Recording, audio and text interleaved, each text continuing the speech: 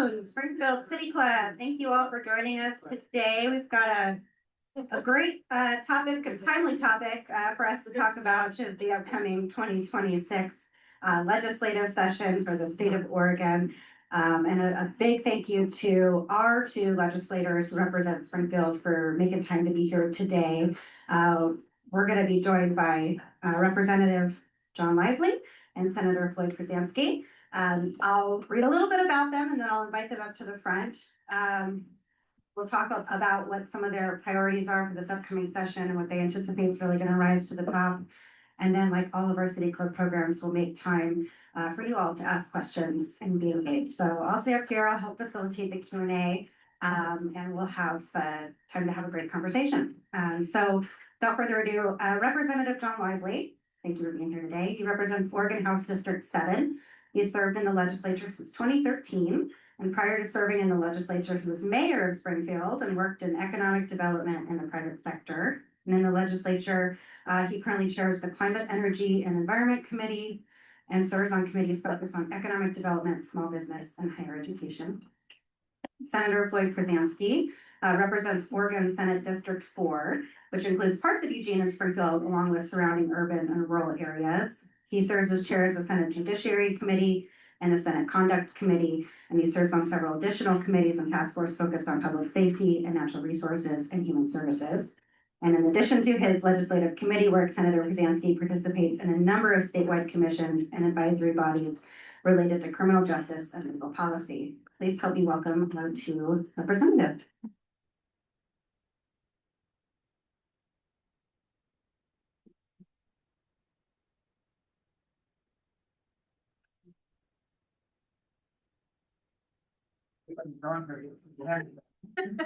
We get recorded, Mike.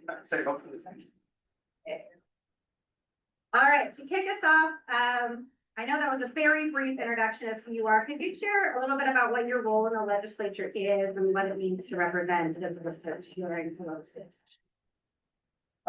Sure. So I'm one of 60 members of the House. So I keep reminding people I'm one of 60.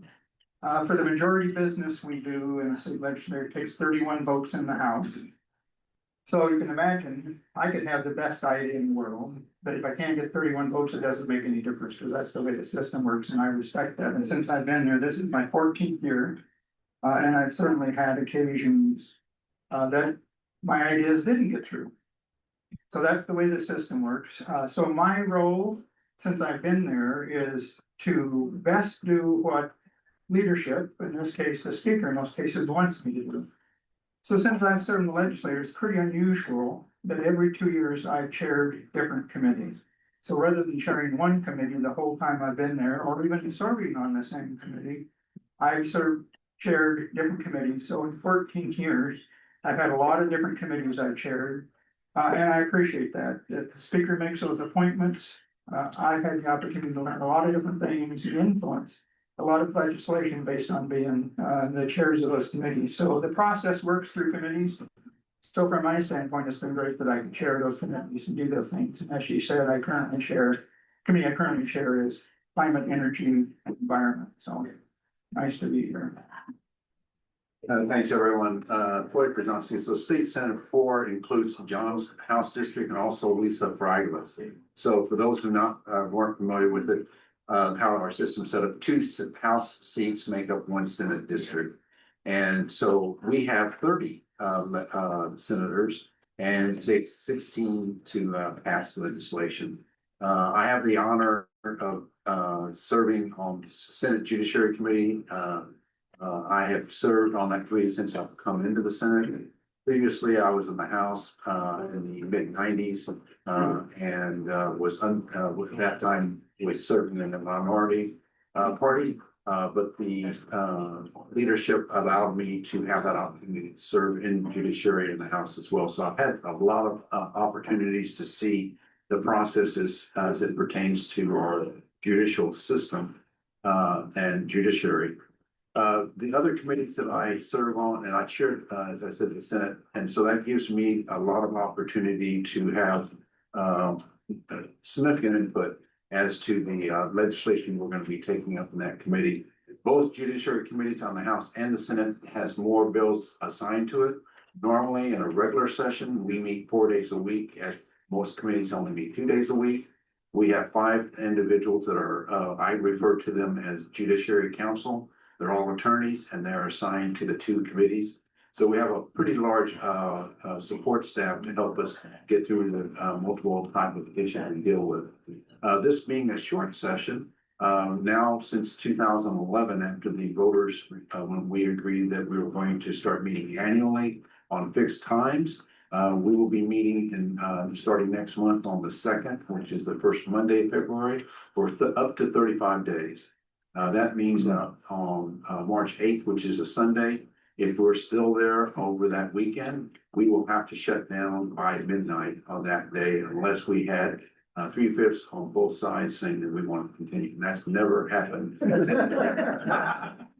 Would not be there longer than 35 days. The issue there is it's like the session is on steroids. And what I mean by that is that we do not have the time to really map out and chart how we want to work through the different legislation that is proposed within our committees. We have to have bills out in a very quick time turnaround. I think it has to be out of your committee in about 9 to 10 days after we start to actually get it to the floor, through that process. And then for us, having a Senate bill that passes the Senate floor over to the House so it can start its process, which is basically a repeat of what's happening with the Senate. So everything's very quick and we know very quickly what is going to stay alive and what's not, and since it was still in play. Because of the scenario of how we have this set up, we will be, the other, I guess I want to say, unfortunate thing from my perspective, this short session will be the first time for the Senate Judiciary to be on only a 2-day. We have in the past been able to meet 3, if not 4 days, even in the short session. They want to have parity with the House. I'm not sure why, but they do. And so that means we will be meeting instead of on a 90 minutes rotation for the committees. We did convince them to give us an extra 30 to 45 minutes for those 2 days so we can actually get through the work. But it will be very quick. I will, I guess, tell you the other committees that I am serving on will be participating as a member is the Human Services, the Natural Resource and Wildfire Suppression. And then also, as I said, I'm also on the Conduct Committee. I chair the Senate side of the Conduct Committee. And then we have a House committee, and then we have what's known as a Joint Conduct Committee that sets policy for the legislature. But if we were having issues and we're hearing a conduct hearing, it's exclusively senators with senators, House with House. We do not have the authority, and they do not have the authority to pass judgment, if that's what you want to look at, on one of our own members in the chamber. So hopefully we will not see that committee meeting. That means things are not going well as they should. So that's my question. Yeah, Senator Prozanski, thank you for diving a little bit into this being a short session and what makes that different than a long session. Representative Wiley, wondering if you can help us understand what the impetus was behind starting the short session and what the purpose of the short session is compared to a long session. Well, if I remember correctly, what was so the primary impetus is budget and doing the financial, because we do a 2-year budget cycle. And by the time we get halfway through, there's changes. So in many cases, costs have gone up, the costs have gone down. What we learned about the needs of the departments that have changed. And so it takes action by the legislature to make those adjustments. And so when this was all started, the idea was that it would be focused primarily to do the financial adjustments, to make sure that we're staying on budget and the funds are available. Unfortunately, since we've been doing short sessions, a lot has changed. And mostly what's changed is the issues that have come up or keep coming up, that in between sessions that we feel, in many cases, the citizens feel need to be addressed. And so they end up going into the short section. As Floyd says, it's problematic given the time that we have and how soon legislation has to move. It's still the primary focus of the budget, and you'll hear a lot about that in this short session. But in many cases, there's other things, large issues. Some of those are carryovers from the long session. But they're things that just need to be addressed before the next biennium and the next year that we do the legislation. Let's talk about some of the issues that are gonna come up this session. What do you think is gonna rise to the top of the legislature as a whole? And then also can you share a little bit about what your, either bills that you're sponsoring or what you're most excited to. So those people that know me know I'm pretty frank when it comes to, and that doesn't necessarily, I agree with all of my colleagues, but I'll just tell you, from my perspective, a couple of things. One, everybody knows the budget. You're reading about it, you're hearing about it. We have a deficit for multiple reasons in this state that we have to address. And people just have to understand part of addressing that's gonna be cuts that nobody's gonna like, but we don't have a lot of choices about making cuts in order to balance our budget. The good news is our constitution requires our budget be balanced. So that's one of our duties that we have to do that. So budget, overall budget. Secondly, ODOT. You've all read and heard about the gas tax and what happened or didn't happen. It's gonna be voted on, looks like maybe in May now instead of November. But the reality is there's a deficit, depending on who you talk to, how much that deficit, somewhere between 230 and $300 million to operate ODOT. And so the legislature's got to make some choices about where we find the money to do that, to get us through this biennium. The third level is just responding to all the changes that have occurred at the federal level that are impacting us. In some key areas, and I'll pick on behavioral health. There's a lot of issues, not just behavioral health, but a lot of issues, social issues in that we rely on federal funding to help pay for those in Oregon that we're losing that funding, or the requirements have been changed in order to receive that funding. So we'll have to address and deal with those things. So for me personally, since I chair the Climate, Energy and Environment Committee, we've been working on helping people understand what the risk is to our state and to us as individuals from a standpoint of the demand for energy, the threats to the energy from a standpoint, wildfires that are causing havoc, both on our landscape, but also potentially from the energy perspective. And the demand is growing faster in many cases than the resources are. And so we put in place some measures, and we're working on some other measures to try to make sure that those who are creating the cost pay those costs. One of the issues working on this session is the siting of solar in Oregon. The governor issued an executive order to try to speed up that process, but I think most people know the feds changed the timelines in order for any of those to get tax credits, and those tax credits in many cases are very, to make them feasible to start with. So we have legislation to try to ensure that wherever those projects are posed that meet all the standards, that they can get under construction before those deadlines expire, so they get those tax credits. That's just one example. But the other thing I'll just tell you, we spend a lot of time talking about is affordability, especially utility rates in there. It's an ongoing, very large problem. Our infrastructure is old. We don't have enough infrastructure. We need new sources, all of those things that we need to be addressing and try to address from a legislative standpoint. But my goal and the committee's goal is just to get more people aware of that, to understand where this is all headed. If we don't make investments, we're gonna have problems. If we do make investments, it's gonna cost all of us our money. So those are important things to understand. Same question. Yeah, thank you very much. I'm gonna just follow with John. So I think the most pressing stuff we have going right out the door is the budget. This is gonna be a unique situation. As you can imagine, we do have a lot of turnover in the legislature, the House specifically. They are up for election every 2 years. And I would say, John, probably 40% or so of the sitting members do not return. And so you have this buildup of getting people to understand and see how the process works. And it takes some time. What most of our colleagues, John and I have been around long enough, I'm now the longest serving member in the legislature, is dealing with budgets that need to be cut because we just don't have it. As John says, our constitution requires us to have a balanced budget. We're not the federal government. We don't have a printing machine down at the bottom of the Capitol to say, oh, let's just print some more money.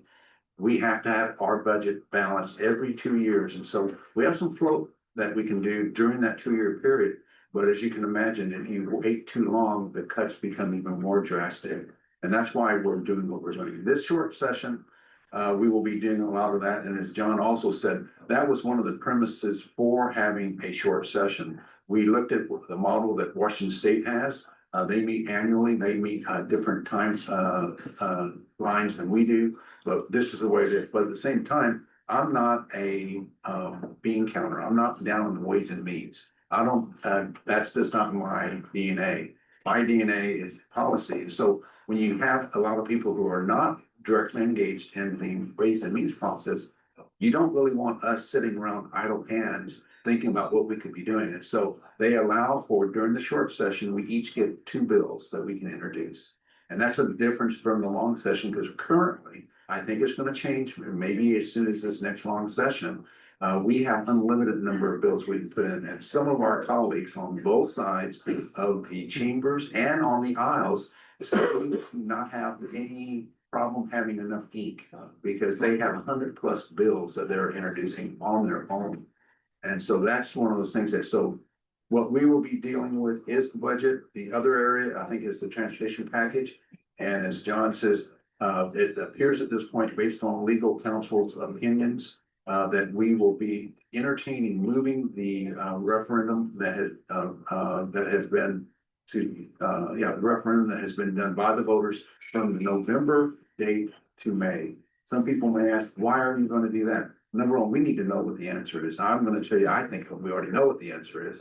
So it would be better for us to actually get that off the table, and we can actually start working on getting people together and figure out, as John says, how are we going to take care of transportation? And this will give us the ability to pick up 3 to 4 months, and we'll keep a lot of the politics out of it and really start focusing, hopefully, on exactly what we are going to do for our transportation system. That package that is going to be voted on by the voters as to whether leaving it or not, 50% of the revenue that was going or coming into that was coming local for the counties and for the cities, and also for rural, regional, rural transportation systems. And so, if we don't do something to bridge this gap of this void that we have right now, many individuals in the state, and more so in rural areas, are not going to have the ability to have transportation to go to doctor's appointments and such, because that's just that's where some of those cuts are going to end up hitting people. So hopefully we can get the individuals that have the expertise together, and we can bridge some stuff together. It will have to be after the primary. So there's more than likely a strong possibility we'll have a special session sometime after May and before we come into the regular session in 2027. At least I predict that we'll probably have to do some bridge gapping, and that's probably how it's going to have to be done. The other areas that I see in the short session is the pushback on the federal overreach. In my arena for judiciary, we're looking at a couple different things to try to push back on some of the atrocities that we are seeing happening on our streets. One of the areas that we're looking at is being able to hold federal officers accountable, just like state, county, and city officers can be held. There's a section of law on the federal side, civil rights violations known in section 1983 actions. And this is where currently local law enforcement can actually be sued in federal court for them violating someone's constitutional rights. I'm an attorney. I did not know that did not and does not currently apply to federal officers. There's no check and balance. Some other people that are much more certified smart than I am around the country have looked at the U.S. Constitution and believe that we can set up what's known as a converse 1983 action, and that is where the federal officers can be held accountable just like state, county, and city. To me, I think that is one of the things that we really need to be able to do to hold some of these individuals accountable for some of the acts that have occurred. I do want to point out that for those who are not familiar with our Attorney General, that is Dan Rayfield. Dan served in the legislature. He was the speaker prior to becoming the Attorney General, and he is front and center He is, we cannot, I don't think we can ask for anyone else who could be better equipped to deal with what's happening on the overreach on the federal government. He has, carried out lawsuits with other attorney generals around the country. There's over 50 lawsuits that have been filed in this last year. And we are seeing success in reports of slowing stuff down or eliminating it. And I'll use the example of SNAP benefits.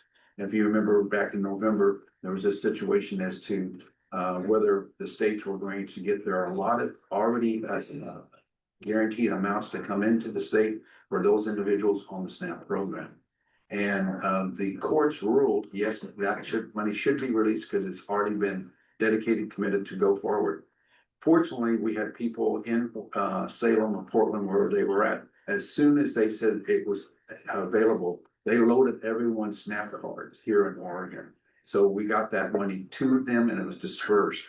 Then our president, in his wisdom, tried to pull that money back. But at that point, we were able to retain that money for those individuals who have qualified and are in need of that assistance. So that's one of the things I just think it's important to know, for everyone to know, that we do have individuals in office that are statewide positions as well, that are doing everything they can in their jurisdiction to hold the federal government accountable for this overreach that we see and the uncertainty they're causing. That's about it. Excellent.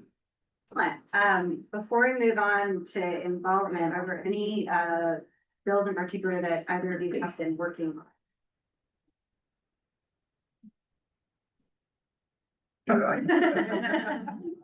Yeah, would you please? I think I know. We're doing the circuit. We were at a breakfast meeting this morning, and yesterday we had another meeting. I have my two bills that I'm putting forward as my personal bills are actually going to be referrals to the voters in November if they make it out of the building. The first one is going to deal with the quorum issue. As I may have mentioned, if I haven't, for us to conduct business, we have to have so many individual members. In our state, we require 2/3 of the members of the chamber to be there. So for us, we need 20 out of 30. On the House side, we need 40 out of 60 to conduct business. If we don't have that, we don't do our job. We don't do the work that you told us that you want us up there for 35. I'm going to use this example, 35 days to actually complete the work. So what this bill would do, if you as voters and I as a voter say yes, it will say that every day that we're scheduled to be on the floor and we can't meet quorum, we will add 1 day to the length of that session. So instead of having a 35-day session, if we had 2 days that we weren't able to actually meet, now we have a 37-day. And so the reason for that is that the way things have now become so politicized, whoever, doesn't matter what party is, but whoever's in the minority can actually use the waiting us out to keep us from completing our work. And that means in some cases, budgets might not even get passed. So that's the first one. The second one is another kind of touchy issue on the kicker. I would like to actually ask you as the voters and myself to basically consider a modification. What I would like to see is us being able to start putting money away when we have very large kickers to actually use for specific purposes. So the bill that is, as it's drafted now, says that the first $300 million in a kicker will go back to the voters, 100%. If we have more than 300 million projected, and just remember 2 years ago, we had a kicker that was 5.6 billion, that's with a B, billion dollars that came back. I had advocated in my caucus, let's send 50% back, keep the other 50% for dedicated use. So the two dedicated areas I put into this bill is education, K-12, and community colleges would be the one silo, and the other would be for preparation, suppression, and prevention of wildfires. We have been very fortunate this last cycle to not have the wildfires that we had the year before or the year before that. So this is a way that we can actually have money set aside, siloed for those specific uses. The one thing I want to make certain is that if you as voters say, yes, that's what I would like to see done, that we, the legislature, don't say, hey, we can backfill, we can take money out of the general fund that was going to go for education or for wildfire suppression, put it somewhere else, and we'll use that silo money to do what we normally would do. That's not getting us anywhere. So it has to be tight enough to make certain that it's not used as a backfill, that it's actually there for these emergencies, because we have to think for our state, and John's worked in this area a lot. We're getting drier, we're gonna have more fires, and we're not equipped at this point to actually put them out and take care of it. And in reality, educating people to how to prevent fires from occurring and taking their houses out and these interface areas. Good work, Floyd. I appreciate you trying to address both of those because they both are challenges we have in the state.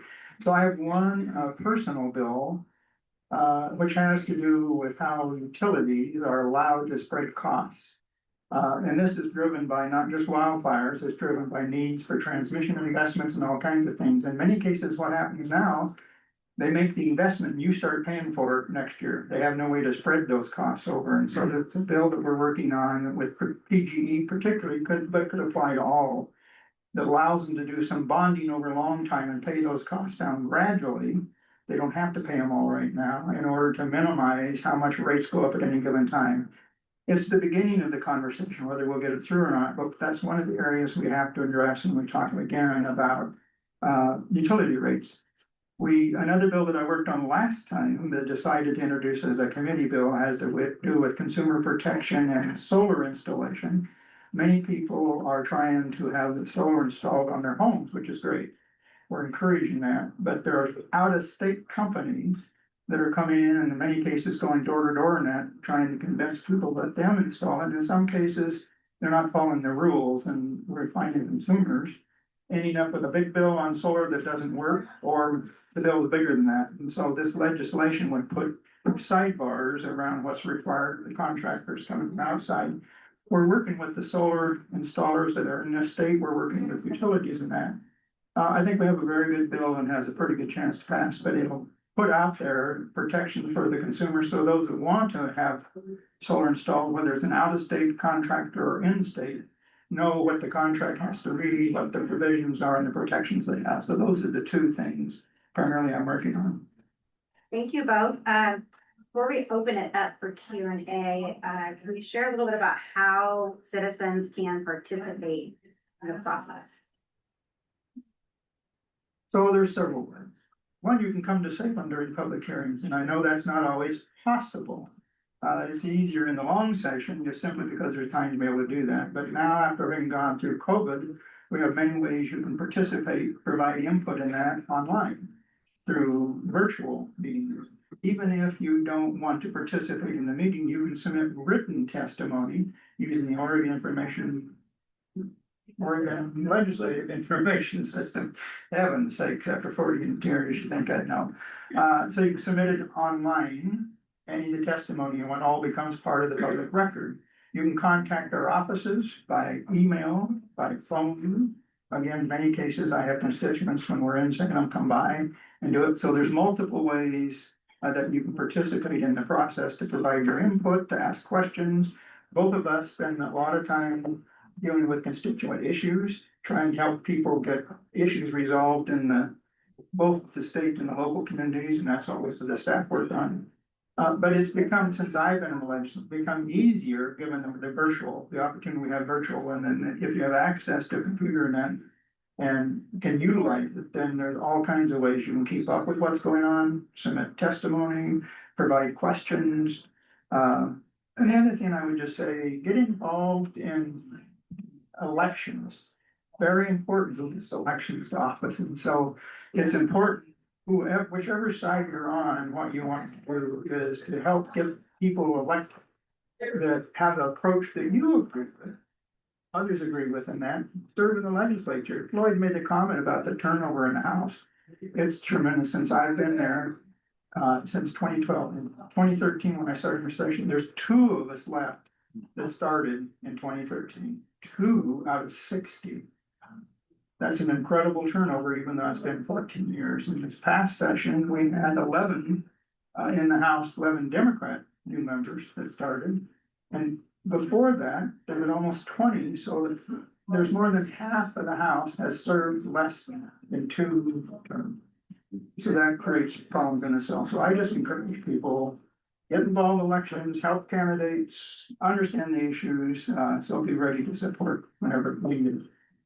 Yeah, I'm just following what John says. I mean, we have gone like years. When I first started the House of Representatives in 1995, the electronic equipment that we had in our office were 3 telephone lines and 1 IBM memory typewriter. That was it.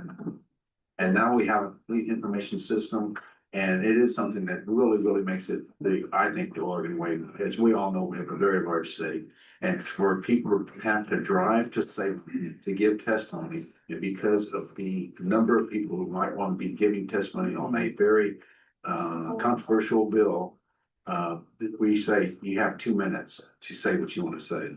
Well, I just drove 3.5 hours to get here, so even though you can do it online, you still have a limited time that they will provide for based on how much time they have for testimony. But you have a means to be able to actively participate without being there. But when you do the plug, it's been 5 years that we've gone through restore the program of taking care of the upgrades on the Capitol seismic wise. This session, the short session, it will be almost completely open. And since the areas that we normally use, that we haven't been able to use for the last 5 years are now open. So you can come and see your Capitol. If you have the time, you can do it any other time, but if you come during the session, you can actually participate with the bills and hear and stuff like that. But it's a wonderful opportunity to actually see the Capitol as it's now being prevailed as to what it now actually offers. We have an additional, I think, 3, if not 4 conference rooms that have been added. So it's going to allow for us to be able to have, I hopefully get back to a time slots that will provide for more public input. The last thing I'll leave you with on this is the OLIS system that John was talking about. If you find a bill that you're really interested in, you can also sign up to have alerts on that particular bill. So whenever that bill gets scheduled for whatever is happening, you will know it's happening. And it's not like, oh man, I wish I would have known about that. So please keep that in mind. I want to emphasize one more thing that Floyd mentioned earlier. A short session happens very quickly. And so if it doesn't get addressed or started to talk about in the first week, it's not going to happen. So people just need to be real with how long it takes to get things done. Frustration of the chair of a policy committee is the limited amount of time we get to talk about it, even amongst members, but with the public before we have to make a decision. So in the case of the House and my committee, we'll probably get 1 public hearing before that committee, and that will have to decide, is this something that we're going to be able to move and do it? 1 public hearing doesn't mean there can't be another, but we're going to have, because of the number of bills, we got to limit the time we spend to try to decide there. So different in a long session, but the problem there is, Lloyd mentioned, is the number of bills that kind of overwhelms the system. So it's what it is. Thank you both. We're at the timer. We'll open it up for question and answer from the audience. Just a reminder, please keep your questions concise and in the form of a question and respectful, and raise your hand and I'll go ahead and. Okay. Hi, I'm way back here. I'm gonna go off topic. I'm gonna publicly thank Floyd again for restoring the building. And can you briefly help us understand how the opt-in 179 will help us with recreational immunity for all parks and recreation divisions across the country and the state? It's not gonna help across the country. CJ, I can tell you that. You have to go talk to the congressional people, such as Val Hoyle and our 2 senators about that. So what we are doing in the stopgap that we put together for that recreational immunity, that was based on a case out of Newport as to whether an individual who was accessing the beach could be suing based on having a mishap while crossing a pedestrian log type bridge. I'm not sure exactly what the interface of it was. And so we took care of part of that. Now we are ongoing having issues regarding recreational immunity. There has been a coalition that's been put together in the last couple of years that now has expanded to not only looking at outdoor activities and situations, but also indoor activities.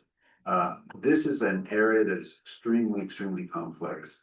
In our Constitution, we as Oregonians have the right to redress. If someone does us wrong, we have the right to bring forward a cause of action to see whether or not a jury or a judge determines that that person did wrong you, and if so, what would be fair and adequate compensation for that.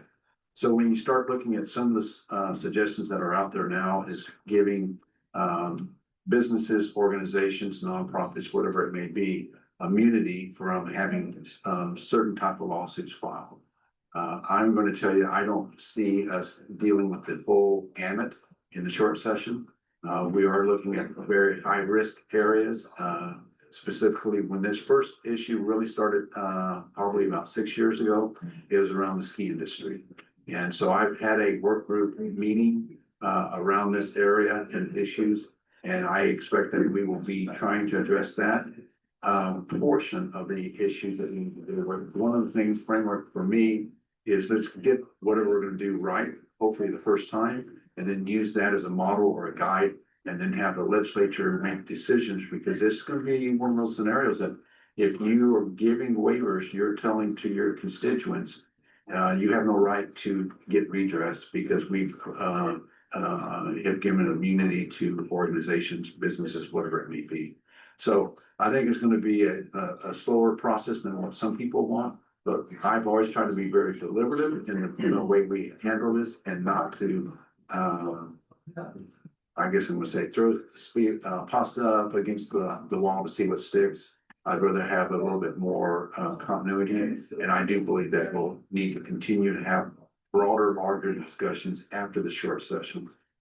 So the opt-in Senate Bill 179, how does that fit in with what you've done? When you said 179, I'm not sure. If you're opt-in for special districts, that's another level, we believe, to recreational immunity, but we're still not sure what that, how those will interchange with each other. Well, what we try to do is to expand it a little bit to allow for those special districts to be able to access and do some stuff. So this again is kind of about that deliberative approach of taking something that's there and how do you expand it to give more coverage with the understanding, knowing what the likelihood of what the results are going to be, instead of having unintended consequences that we have to come back and find out.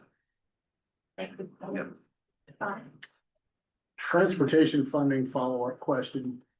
In general terms, what do you think it's going to take to get enough bipartisan support for transportation funding to avoid the situation we're in now?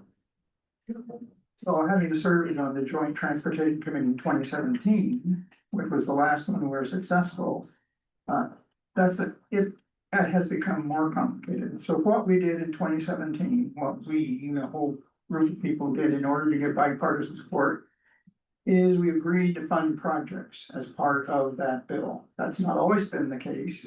Projects in many cases have been funded in different ways, but in order to get the votes across a broad enough spectrum in this state, we agreed to do projects. Now, some of us that served in the committee didn't think we should do that, but how the system works is you got to have enough votes first, and you hope you've done it well enough that it doesn't get referred. So in that session, that's what we did. We put together with projects. Unfortunately, today, some of those projects aren't done. And the likelihood of completing some of those is getting thinner and thinner because the costs have escalated so much. So the attempt this time, when the transportation package put together, was not to do projects. The other thing I would just say about 2017, we knew when we did that, we were shorting operations and maintenance, long-term maintenance of our highways and bridges. We knew that. That was a choice we were making, but again, a choice politically made with all the stakeholders in order to keep it from being referred, to try to get more money into the transportation system. There was a determination this time not to do that because the needs have only got worse, and tried to do it. The reality is the transportation, as you know, is funded by the gas tax, fees, license and that, but primarily by the gas tax, and our gas tax, in spite of what people think, hasn't, well, it's not indexed, so it doesn't go up. And isn't, I will say, a big factor in how, when the prices of gas change. I'll use one example, when we ultimately passed the gas tax increase this time, when it finally passed in Springfield, where I live and buy gas, the price of gas went down 30 cents a gallon. It had nothing to do with the gas tax. Has very little to do. If you ask people how much money they pay in gas tax, they'll tell you thousands of dollars. That's not true. It's hundreds of dollars at the most, depending on how much they drive. But this concept is very different. So the problem is now putting together something that does it in a way that we can agree. First, we got to agree that there's a need to increase funding. And we obviously didn't reach that agreement in the session before. But after we've done that, then how do we address multiple other issues? So I talk on transit, being one of those needs to be part of it, the funding for cities and counties, how is that to be handled? There's people suggesting now we get rid of that split. That might be one of the ways in the near term to solve the problem. ODOT doesn't solve it for cities and counties. That's one of the potential. And this is my horrified. I know, Yeah. but just understand what those conversations are gonna be, but I agree. Whatever the solution ultimately reached in 27, in the short session, it's gotta be bipartisan. It's gotta be okay with transit, it's gotta be okay with AAA. The truckers in particular who've paid more than their fair share recently, we owe our money back. Very complicated, but how you have those conversations and the political environment in which we live, where we're so divided, is just difficult. Thank you. So I think I'll tie these questions in together. So, what is, and not necessarily this legislature, but this and building on to the other one, what is the legislature doing to change the business atmosphere of the state? You know, the metrics that I look at, the articles that I read, we're not rated really high. We're really low in terms of the business environment. And so it's a revenue issue that we're talking about. And then I think tying into that, is there any type of a committee or whatever looking at archaic, dysfunctional laws that have been passed in the past that can be changed, eradicated, so that processes, regulations will be simplified, so that again, businesses can thrive?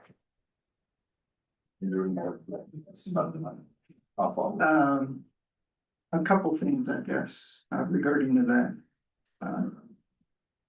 I agree, that we at one point were a much better place for businesses to do business than we are today. And that's another thing that just happens in increments. You do individual things that sound like they're a great thing to do, but when they multiply and add up, and especially given economic times. And so I think that people know that the governor's proposed a prosperity plan, and so there's groups that are working on that would change some of the rules and regulations. Taxes is a big part of businesses' cost doing, and so the problem is, I might agree, and some of you might agree, that we ought to lower taxes for businesses. But remember, we have a revenue problem besides, and a lot of the programs in that rely on those taxes. And so it's not simple to say we're going to reduce taxes. One of the areas that I think is very critical is infrastructure investments that we can use to help businesses be more successful. We have sites that can't be developed because they don't have water and sewer and streets. So one of the things we need to do that. I agree that we ought to look at more closely look at things that are in place that have been there a long time that may not be working so well, but that's complicated process too. I'll tell you several, I don't think it was, well, when I first got in the legislature, I served on a committee that was looking at all the boards and commissions the state has. Hundreds of them, and it all cost money in many cases because we provide staff. So the governor asked us to look at it and come back with recommendations of those that we could eliminate. Out of the hundreds, you know, when he came back with a recommendation to eliminate one. Literally, there's stakeholders and constituents and people involved in all those areas, and in many cases, good work being done. So I don't see in the near term that doing that review is going to change anything. I think it goes back to we get to decide. Another thing that they want to do is speed up the process, especially at the state level for permits and assurances and that. My committee has looked at that with not just DEQ, others, about how do we provide more surety upfront But if you do these three key things, whatever they are, that you can get your permit and do it, that's a real problem doing that. Some of them would argue they don't have enough staff to respond. I know locally sometimes that's part of the problem. There isn't enough people doing what the demand is, and so. There's a lot of effort going on right now. There will be in the short session. We're gonna have conversations about what we can do in the near term to address the climate in Oregon for businesses, but I wouldn't hold my breath. Cause even if tomorrow in the short session we agree to things, it takes a long time before we start seeing results. So it's not gonna happen this year. Hopefully it'll start happening next year. But it's a real struggle. Yeah, let me just follow up, Dave. I think one of the things that John has put out there is what the governor is doing right now is setting up this committee group. That's what I'm gonna say, a perspective or focus that she needs to do is in her position as governor. But I think we, the legislature, as a different branch of government, need to be doing the same thing. I have not heard, and I'm gonna kind of look at John as to our leadership establishing any type of a interim work group, because this is where this type of work needs to be done. It's not in the middle of the session. It needs to be one that's ongoing for some period of time. I look at some of the legislation I've had the opportunity to be involved in. It took almost a year during the interim. We used to meet every other year. We had that type of time frame to actually get stuff together. That was the first consumer protection legislation we took on back in 2005 or 2007. But it took a group of 40 individuals to be in a room. We had a professional facilitator to help us make certain we could hear everybody, be respectful to everyone. And that's the type of thing that we really need. We need just to have the table set for that communication that occurred. And I will say that, it's not that this particular leadership we have on either side, but I think Julie Fahey, who is our speaker, she's very business focused. I just don't think that they've had the opportunity to really map out what else can we be doing. And, personally, I'd like to see the legislature be doing something to complement whatever the executive branch may bring forward, but something that's maybe a little more independent. So it's something that, for those who served on the committees, that do serve on the committees, that have straight business relation type of subject matter, that they are part of that discussion. I serve in the Economic Development, Small Business and Trade Committee in the House. There is legislation proposed that would start addressing some of those areas, but whether it will get through or not. So some of them make some changes to the tax code that would offset some cost early on for businesses. We already have some in place, but others.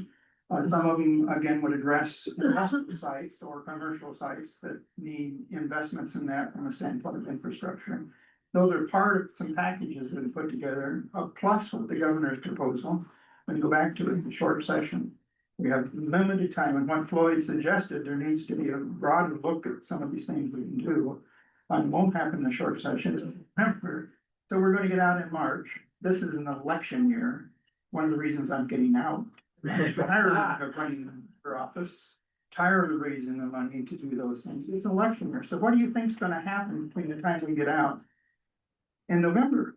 It's all about politics and it's all about elections. So there's little opportunity, even if we wanted to start some of these conversations, do it, because we don't even know who's going to potentially be in the legislature next time. I'm not trying to make an excuse. I'm just saying these are issues I've worked on for many years. Some of them are better than they were, some aren't quite so good, but they all overlap.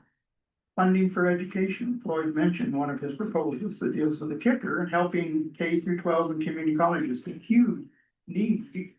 So where all of those things fit, and you can make a change over here, it potentially impacts over here. I'm a strong believer in giving tax breaks if there's jobs and things, but those tax breaks cost the state or the cities money.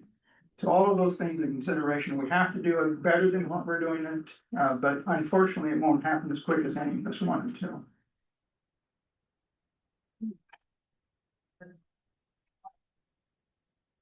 Okay, Jim and then Brett there. Yeah, I was just wondering, and I'm not sure what the kicker seems to be something that happens every budget cycle. And what is your role and why do we have such, how many billion two cycles ago, yeah. How do we get that far off, and whose fault is it? Is it your fault or is it the state? I'm looking for a solution. Yeah, that's right. So let me just kind of start with it. I mean, the reality is the form, is the form of how the economists for the state project what they think we're gonna need. So think about how we do budget is every 2 years. So we say, over the next 2 years, we believe it's going to take this much revenue to take care of all the programs that we have in place.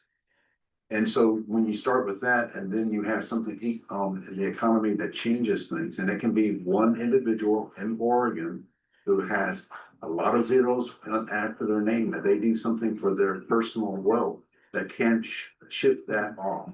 And that's some of the stuff that the volatility we had. Now, John's gonna be able to clean this up a little bit for me. But the reality, we now have a new formula or system to actually try to have a more realistic perspective as to what we think we are going to be with if I get this right, there's gonna be a range as to what it is, so you don't have something kicking just because it hit a certain point. So Remember, we budget on a 2-year cycle. So those projections, we start receiving, those projections have to be ready when we start the cycle to start talking about the budget. So that's, you're talking about these studies and that what's gonna predict's gonna happen. Has to be predicted before we get at the end of the other 2 years. So first, that's very difficult to know. The economy changes he talked about. There could be 1 or 2 individuals that could impact that, given they had financial success that year and pay more. In fact, that's what we had the last few. Business taxes were substantially up. Nobody predicted that would happen, but we did change the formula, changed how the economists are going to make those things, trying to tie to other factors that will help them predict 2 years out what that might be, because the way the law works, it's based on where are the revenues in relation to where we predict them, and if they're 2% higher, we gotta give the money. We only have a 2% budget there, so all of that's changed at this point. The law is still the law, it's a constitutional thing the citizens did. But the goal in reevaluating what all the factors need to be have changed. We have a new economist, and this is not to criticize the people in the past. That's a very difficult task, but it's almost impossible to know 2 or 3 years out what that's going to be at the other end in order to predict that. So here's the other thing I would just say about the short session on February 4th. We get the forecast that we will use to set the final budgets for the rest of this cycle. So coming February 4th, that forecast could be down. Forecast could be flat, or the forecast could be not likely up a little bit. But that will also, that forecast will give us the final numbers we need to how to balance the budget this time. And that forecast is going to be the thing, but it's not, it's constitutional, the 2%. And I appreciate Floyd's efforts to try to do some changes that the citizens might agree with that help us manage that. First of all, thank you so much for being here, and thank you for the time you've put into serving us in Salem. I really appreciate the years of service that you've put in. And this question may be for the bean counters, as you referred to them as, but the last time the state went through what we would refer to as a pretty serious recession, we didn't have a reserve fund. And I know that there's been a lot of push by interest groups, by labor unions to have the legislature consider using some of the rainy day fund or the reserve funds to get us through these reductions that we're facing. We were kind of told by some of the budget leaders late last year that that's likely not going to be an option in the short session, but has there been any change in that opinion, or is there a lot of pressure still being put on you to consider that, or is it just a non-starter for this year? So I'll tell you my opinion, we shouldn't touch the reserve this time. The next biennium is gonna be worse. The next biennium is gonna be worse, so we need to figure out solutions for that. The good news is, we have substantial reserves that we didn't have before we went through this for reasons. But also the good news is there's tight controls over how those can be spent, when they can. So a simple majority can't touch those. It takes more than a simple majority, which means we gotta have bipartisan support to figure out a way. But given the budget picture, we're currently in. And given what's likely to happen the next biennium, I personally think it would be a mistake to start drawing those down. There will be that conversation, because of those that want to do less cuts to do that, and I respect that. But for me personally, I just think this isn't the time to touch the reserve. Yeah, and I totally agree with John on this, because the reality for us who lived experience in the Capitol, see what's happened, this will be kicking the can down the road. And so we have to start looking at how do we make certain we don't have such a dramatic imbalance budget at the end. So just to keep everyone in the loop, our budgeting, our fiscal is from July 1 until June 30th. That's the cycle we're on. And so when we finish our budget, the one we're in now will conclude in June 30th, 2027. And then we start the next one. So the issue there is that if we do start pulling off those reserves, knowing what's happening, I'm going to get the numbers not quite right, but the HR1, which is the bill on the federal side that was passed quite recently, that some people think is a great bill, other people say it's a disaster. It took $900,000 off of our out of our revenue stream. Excuse me, 900 million. I wish it was only right off the top. And so that kicked into taking reserve money that's that had been kind of set aside for the hard times we know that's coming. And then in 6 years, it's 15 billion. I believe that we're going to be down based on the analysis of that bill if things don't get changed in Congress. So it would be foolish, and I would say for us with our fiduciary duty to the state, for us to basically start taking money out of the reserves to try to let's say stop the hemorrhaging that's going to happen, it would be short-sighted. And so this is the part where it's going to get really tough and it's going to be very hard. Our caucus has already started looking at 3 different levels of cuts, level 1, level 2, and level 3. We're not going to hit level 3 at this point from what I've been told.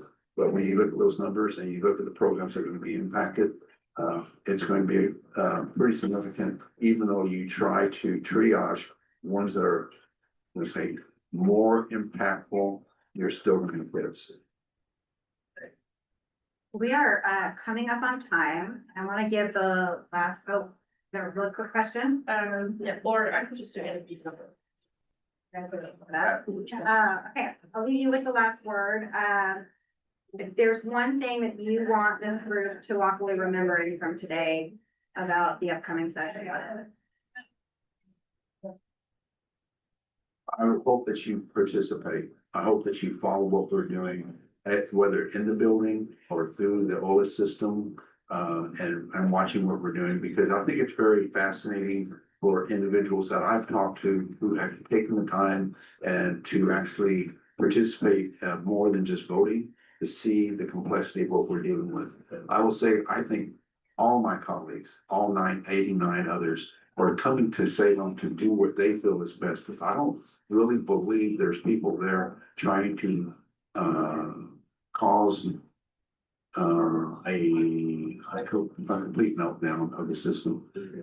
But the reality is that there are times where we just need to sit down and have these communications. And I would ask you to ask your friends throughout the state to reach out, engage their representative, their senator, and get them engaged to say, we need you to sit at the table and really work to find common solutions for these problems that we have as a state. And then giving us your input, either as John said, giving testimony orally or in written form on the bills, and don't be bashful to contact our offices. The last thing that I always try to tell groups is sometimes in these settings, it's hard for someone to really share what they might want to share. So don't think that because you didn't bring it up today, we don't want to hear it. And especially if you have issues with state government, that's what we're there for, is to help facilitate solutions. You may not like the end result, but we're going to get you an answer. That's guaranteed. So I think all of us live in Oregon for a reason, regardless of our political views. I believe that, and I believe that's true of everybody that serves at local levels or at the state level. So based on that, we're in many cases, we agree on the goals, we don't agree how to get there. And that's the biggest problem in the political system, isn't so much that we don't want to maintain our state and do good things, but how we get there is very different. So I just encourage what during this session and beyond, that we respect each other. Listen, one of the problems in some cases, we don't do a very good job of listening. I have people in my office that I will never philosophically agree with, but I listen to what they have to say and I understand because there's people out there that agree with them. I need to hear those things. So listen carefully, respect the system, stay involved, and at the end of the day, take a deep breath. Well, thank you both for coming today and also just for being a